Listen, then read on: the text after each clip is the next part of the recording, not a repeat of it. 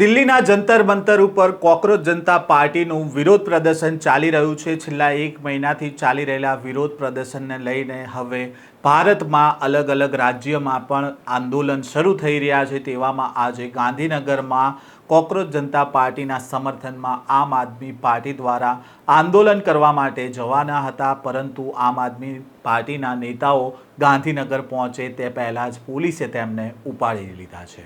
વૈષ્ણવજન તો તેને કહીએ જે પીડ પરાઈ જાનાને રે। નમસ્કાર, નવજીવન ન્યૂઝમાં આપનું સ્વાગત છે। હું છું જયંત દાફડા।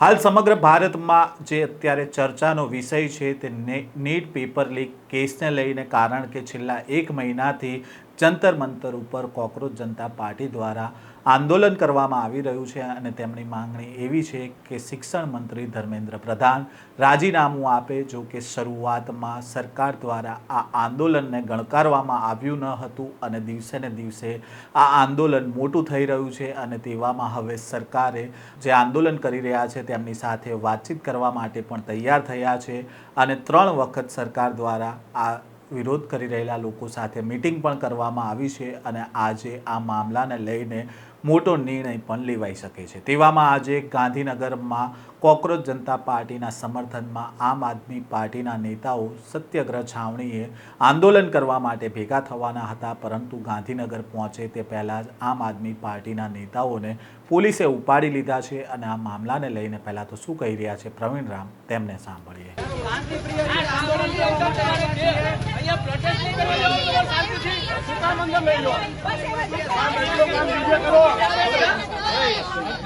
कोई आतंकवादी नहीं। धर्मेंद्र प्रधान आटला समय कीजिए। धर्मेंद्र प्रधान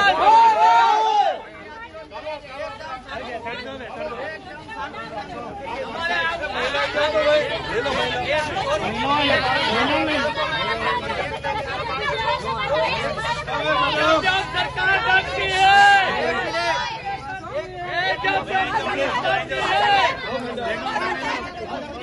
નમસ્કાર મિત્રો, આજ રોજ 25 તારીખે ગાંધીનગર સત્યાગ્રહ છાવણી ખાતે દિલ્હીમાં જે વિદ્યાર્થીઓનું આંદોલન ચાલી રહ્યું છે, યુવાનોનું જે આંદોલન ચાલી રહ્યું છે એના સમર્થનની અંદર આજે ગાંધીનગર સત્યાગ્રહ છાવણી ખાતે ધરણા પ્રદર્શનનું એલાન કરવામાં આવ્યું હતું। પરંતુ આ સરકાર એટલી બધી ડરી ગઈ છે, આ સત્તાધીશો એટલા બધા ડરી ગયા છે કે ત્યાં સમર્થનમાં યુવાનો ભેગા થાય એ પહેલાં જ ગઈકાલ બપોરથી જ તમામ લોકોને જે જવાના હતા એમને નજરકેદ દરેક જિલ્લામાં, દરેક તાલુકાની અંદર કરી દીધા છે।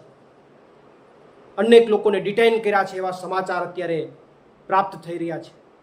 મારી પોતાની વાત કરું તો મારા પોતાના ગામ ભૂસિયાની અંદર મારા ઘરની આસપાસ બિન ડ્રેસમાં પોલીસ આટા મારે છે, મને નજરકેદ કરવામાં આવ્યો છે। આ સત્તાને એટલો બધો ડર શું કામ છે? કારણ એટલું છે કારણ કે ગુજરાતની અંદર યુવાનોનો આક્રોશ બહુ મોટો છે। ગુજરાતની અંદર અનેક વાર પેપરો ફૂટ્યા છે। જો આક્રોશ બહાર નીકળે તો સત્તા જે છે એ સત્તા માટે અઘરું પડી જાય એમ છે અને એટલા માટે ડરના કારણે લોકશાહીનું ગળું દબાવી દેવા માટે, કોઈ ભેગા ન થાય એના માટે ડિટેન, નજરકેદ આ બધી ગતિવિધિઓ કરી રહ્યા છે।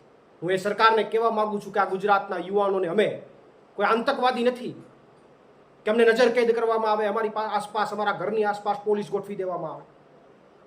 અમે કોઈ ગુનેગાર નથી। ગુનેગારો આ દુનિયાની અંદર અનેક ફરે છે, બુટલેગરો ફરે છે, દરેક તાલુકામાં ફરે છે, દરેક જિલ્લામાં ફરે છે, આખા રાજ્યમાં ફરે છે, જમીન માફિયાઓ ફરે છે, ભ્રષ્ટાચારીઓ ફરે છે। એના ઘરની આસપાસ કેમ પોલીસ ગોઠવાતી નથી? એને કેમ નજરકેદ કરવામાં નથી આવતા? અને સામાન્ય યુવાનો, સામાન્ય વિદ્યાર્થીઓ, અમારા જેવા યુવાનો જ્યારે એક વાત લઈને બહાર નીકળે, એક સાચી વાત લઈને બહાર નીકળે ત્યારે લોકશાહીનું ગળું દબાવી દેવાનું કામ આ સરકાર કરી રહી છે। પણ હું સરકારને કહેવા માંગુ છું કે તમે ગમે એટલો પ્રયત્ન કરશો, ગમે એટલા નજરકેદ કરશો, ગમે એટલા પ્રયત્ન કરશો, યુવાનોનો અવાજ ક્યારેય દબાવવાનો નથી। યુવાનોનો અવાજ આવનારા દિવસોની અંદર આક્રોશ બનીને બહાર આવશે અને આવનારા દિવસોમાં તમારા સત્તાના જે કંઈ પણ પાયા છે એને હચમચાવી દેશે, એવું ચોક્કસથી મને ગુજરાતના યુવાનો ઉપર વિશ્વાસ છે। આપે આ દ્રશ્ય જોઈ રહ્યા છો જે આમ આદમી પાર્ટીના નેતાઓ છે જે અલગ અલગ જગ્યાએથી ગાંધીનગર આવવા માટે નીકળ્યા હતા, પરંતુ તેઓ ઘરની બહાર નીકળતા જ પોલીસ એલર્ટ થઈ ગઈ હતી, કારણ કે આ પોલીસ કર્મચારીઓને આ નેતાઓ છે તે ગાંધીનગર સુધી પહોંચવા દેવા નહોતા માંગતા અને તેના જ કારણે તેમને ડિટેન કરી લેવામાં આવ્યા છે. તો બીજી બાજુ આમ આદમી પાર્ટીના નેતા પ્રવીણ રામે કહ્યું છે કે જેટલું ધ્યાન અમારા લોકોનું રાખો છો એટલું જ બુટલેગરો પર કેમ નથી રાખતા, એટલું જ ગુનેગારો પર આટલું ધ્યાન કેમ નથી રાખતા, શા માટે એમના ઘરની બહાર આવી રીતે પોલીસ ગોઠવાતી નથી, તેને લઈને પણ સવાલો ઉઠાવ્યા છે.